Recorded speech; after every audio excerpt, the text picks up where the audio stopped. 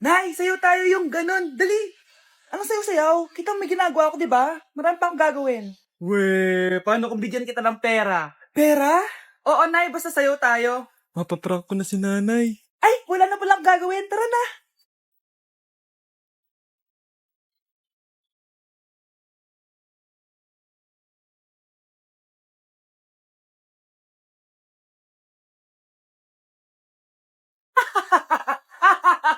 It's a prank! Hindi ka po galit, Nay? Hindi ako galit, anak. Sige po, Nay. Ang saya-saya nga eh. Bakit ako magagalit? Nay, sino ka? Halika dito. Wag po. Nak, may pasalubong ako sa'yo. Ano?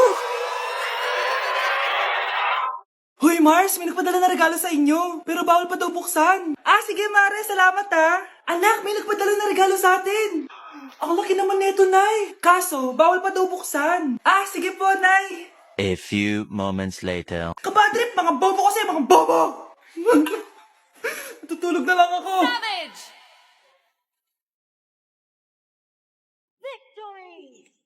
Yes, panalo. May tao dito?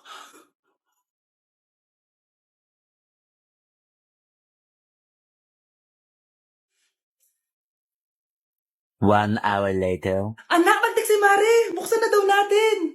Sige po, Nay. Bubuksan ko na. 1, 2, 3. Surprise! Sakit ah. Ay, sorry. Han?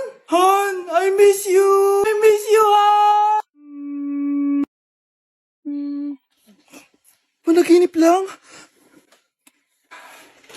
Hoy, saan mo dadalhin yan? Tatapon ko na po, Nay. Wag! Akin na yan. Asan na yun? Bakit basura naman neto? Nandito tatay mo, diba? Nung pinagsasabi niya, Nay, nasa ibang bansa si tatay. Hindi bata! Hindi bata! Kuya, try mo po yung sikat na mango na ice cream. Mango na ice cream? Mango is my favorite flavor, so let's try it. Wow, parang ang sarap niya. Tara, bili tayo. So, papunta na ako sa convenience store para hanapin yung famous na mango na yan. Sabi nila meron daw dito sa Vietnam. Kaya pumunta ako dito sa Circle K. Guys, meron dito oh. Hello, kompleto. Guys, excited na ako matry ito. Bilhin na natin. Grabe, napakamahal naman ng mga yan. Ayan guys, binili ko yung mango, yung lemon, tsaka yung peach. Eto na sila. Tikman na natin. Unahin na natin tong si mango kasi ito yung pinakasikat. Sirain ko na. Wow! Mukha talaga siyang mangga in real life, guys. Tapos dito siya hahawakan. Okay, unang kagat.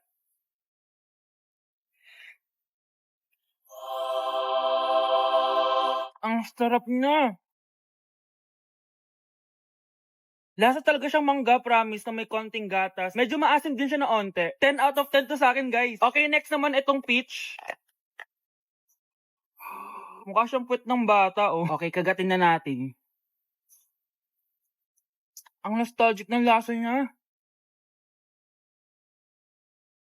Nangingilo ako guys, sobrang lamig. Pero ang sarap niya, hindi siya sobrang asim, hindi rin siya sobrang tamis. Like, sobrang sakto lang talaga. For me, 9.5 out of 10 to. Okay, last, etong lemon.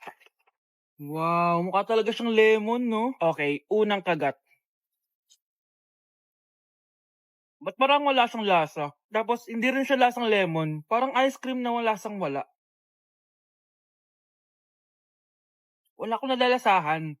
Alam ba kami sakit na ako? 2 out of 10 lang to sa akin kasi hindi niya ako na-satisfy. For me, masarap naman sila kaya itry nyo guys. At kung may gusto pa kayo ipatry sa akin, itatry natin yan. So comment lang kayo guys. Bye! Nilapitan ko hanggang sa may diwata na pagdinat ko nalasing. Disturb. Di ako yun ah. Wala na nga akong kapartner. Mambabato pa kayo. Hi. Ako, pwede mo ako maging partner. Tony? Totoo ba to? Matagal ko na siyang crush. Tumabi ka nga sa banta. Panira ka sa view. Hi, Cheska. Hi. TikTok tayo, Cheska. Ako yung partner mo. Ako? Sure, sige. Nilapitan ko, nilapitan ko hanggang sa may diwata na pagdinat ko nalasing. Ayoko na mabuhay! Ang galing katabi ka na Good morning, class. Na-like ng kifi ko. Na-like ng deck ko. Aba, grabe na tong mga to. Ganyan na ba yung mga natututunan nyo ngayon? Sabi ko na nga ba eh, walang magandang dulot yung TikTok na yan. Uso kasi to ma'am, may bago na nga eh. Hay naku Samantha, tigilan mo ako. Ano namang bago yan? Eto po ma'am, tuturuan ko kayo. Anong pinang-like mo, Samantha? Yung esophagus ko po, ma'am. Esophagus? Grabe yung talent nyo, ha? Ikaw naman, ma'am. Try mo din. Sige. Ma'am, mali po kayo. Ma'am, sumobra po kayo. Hindi na po esophagus yan. Bitukan na po yan. Na-like ng kifi ko. Anak, anong ibig sabihin ng kifi? Galing naman nito. Anak, ano ginagawa mo? Nay, nagla-like po ako ng mga post sa TikTok. Nagla-like? Bakit mo binababa? Ito na po kasi uso ngayon, Nay, yung magla-like ka gamit yung kifi mo. Ano ba, may mga bata ngayon na malalaman nyo sa TikTok? TikTok pa! Ayan, mga nakukuha nyo. Ang KJ mo naman, Nay. Try mo kaya. Ay, naku, Scarlett, huwag mo kina-influensya sa mga ganyan mo, ha? Oo nga, ang sarap sa feeling. O, diba? Like! Na-like ng kifi ko. Paano yung step na yun? 1. Ha? Oh, Scarlett, anong ginagawa mo? Nay, nagpa-practice po ako. Pangarap ko po kasi sumikat parang mga K-pop. Seryoso ka ba, Scarlett? Sa ganyang itsura mo? Manalamin ka nga. Grabe ka naman, Nay. K-pop. Okay, class. Ano ang pangarap niyo sa buhay? Ma'am, gusto ko po maging doktor. Wow, maganda yan. Pagbutihan mo, Samantha. Ikaw, Scarlett. Pangarap ko pong sumikat parang mga K-pop. Seryoso ba si Scarlett? Sa itsura mong yan, hindi ka tatanggapin dun, Scarlett. Gumising ka. Tandaan niya to. Kakainin niya yung mga sinabi niya sa akin. Matutupad ko lahat ng pangarap ko sa tulong ng vitamin C serum ng Garnier. Gawin mo akong fresh at glowing! #HiyangCheck. Sa wakas, matutupad na yung pangarap mong glow up. Humanda kayo. Mare! Yung anak mo! Nagpa-perform sa TV! Talaga ba, Mare? Ako ay torpe pa noon, pero nagbago na ngayon. Now I have the courage. Sikat na yung anak ko! I have you. Ikaw at ako under the sun. I'm going now that I found the one. Kaniya'y ba't ngayon pa lang? Skin ko ay hiyang na hiyang. Ikaw at ako, we're gonna shine. Nothing can stop us, it's our time. Ready to show that you're the one. Skin ko ay hiyang na hiyang. Go and find your Garnier. Trigger warning, kung takot kayo sa tahi, huwag niyong papanoorin to. So may nag-comment, bago ko sagutin yan, gusto ko lang sabihin na Happy New Year everyone! Tapos na yung 2024. So, answering the question, ano po yung nasa labi niyo? Tinahi po yung labi ko. Ang ginawa pong surgery sa akin is lip reduction surgery. So, pang 5 araw na to guys, and as you can see, hindi ko na ilalapit kasi baka matakot talaga kayo. Bakit ako nagpa-lip reduction surgery? First of all, siguro lahat naman tayo may insecurity. And kung di nyo napapansin, malaki talaga naturally yung labi ko. Mas malaki yung sa taas compare sa baba. So, hindi siya proportion. Actually, dapat hindi ko na siya itutuloy. Pero may isang bagay kung bakit ko siya tinuloy. And yung number 2 reason ko is palagi ko siyang nakakagat whenever na kumakain ako. So, dahil nga malaki yung labi ko, marami laman sa loob. So, kapag ngumunguya ako, nakakain ko siya. Ang tendency, hindi nawawala yung singaw ko. And lumalaki yung singaw ko kasi palagi ko siyang nakakagat. Imagine, hindi lang isa, hindi lang dalawa ko siya beses nakakagat, kundi siguro mga 5.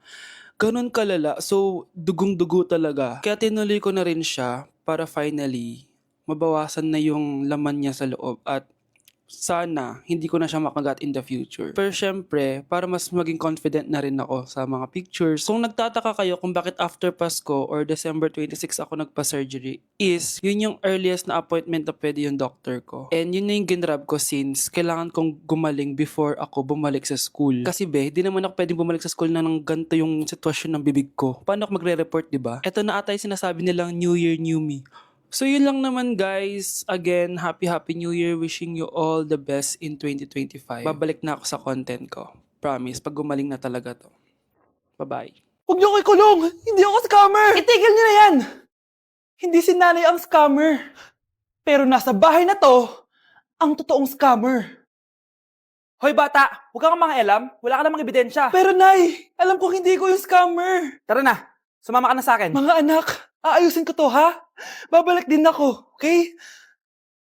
Kung sino man sa inyo yung totoong scammer, umamin na kayo! Nakulong si nanay, di ba? Ate, walang may gustong makulong si nanay. Tsaka bakit kami lang tatlo sinisisi mo? Eh baka ikaw talaga yung totoong scammer. Imbes na magsisihan tayo, magtulungan na lang tayo para kay nanay. Malalaman ko rin ng totoo. Delivery po. Gabi na. May nagde-deliver pa? Kuya, kaninong parcel yan? Kay Susan po ulit. Ha? Saan nangyari yun? Eh, nasa kulungan na si nanay. Aba ma'am, hindi ko po alam. Taga-deliver lang po ako eh. Sige na po. Oh, nasa gitna yung kalaban ha? Hoy, ayusin mo na itong mga damit mo. Ilagay mo muna din sa kama. Oh, ayun na! Paano naman ito naman ng parcel na to? Nakakainis, talo na naman. Ano ba? Ba't nandito to? Ito ba yung galing sa scam? Sabi ko na nga ba, ikaw yung scammer! Ate, hindi ako yung scammer. May parcel na dumating at nakapangalan kay nanay. Di ba pang computer to? Eh, ikaw lang naman mahilig mag-computer dito eh. Ano na namang scam ang ginawa mo? Pasalamat ka, minor de edad ka pa. Bawal ka pa makulong. Pasensya na sa ginawa ng anak ko. Pagsasabihan ko to. Basta wag na uulitin ha. Ako na magbibigay sa mga may-ari neto. Sige na. Ang galing mo talaga. O ito, sino to cellphone? Akin tong pera. Mas kailangan ko to. Galingan mo pang mang-scam para mas marami tayong makuha. Bahala sa'yo. Makakaasa ka. Gagalingan ko pa. Shh, Scarlett. Itatakas kita ha? Scarlett? May kausap ka ba? Nandiyan na si nanay. Bilisan mo. Paparating na siya. Bibilisan ko na. Scarlett! Scarlett! May kausap ka ba? Huwag kang maingay dyan ha. Scarlett, tara na. Tara na, tita. Tita, buti na lang dumating ka. Hindi ko na kaya mga pinagagawa ni nanay. Hi, Scarlett. Nay. Napaka-hayop mo, Susan! Oo, hayop ako. At least madaming pera. Huwag kang mag-alala. Hindi kita sasaktan. Hindi ko na din kaya mga pinagagawa sa akin ni Susan. At ikaw, Scarlett? Ipapakain ko sa'yo yung lason na binigay mo sa akin. Nay, wag po. Halika. Isubo mo tong lason. Ito'y nararapat sa'yo para mawala ka na sa mundo. Itigil mo na yan, Susan. Totoo ba itong nakikita ko? Buhay ka, Tay? Oo, buhay na buhay. Paano nangyari yun? Hindi pwede. Pinatay na kita. Simula pa lang ng una, alam ko naman na pera lang ang habol mo sa akin, Susan. Kaya nung na-paralyze ako, alam ko na pagkakataon mo na yun para lasunin ako. Kaya inutusan ko yung pulis para ipalit ako sa bangkay. Hawak ko din dito yung mga papeles na magpapatunay na ninanakawan mo ako ng pera. Sumama ka sa akin sa presinto. Tandaan nyo to! Hindi ba ako tapos? Anak, sorry. Kinailangan ko magtago sa'yo. Okay lang, Tay. Ang importante, buhay ka.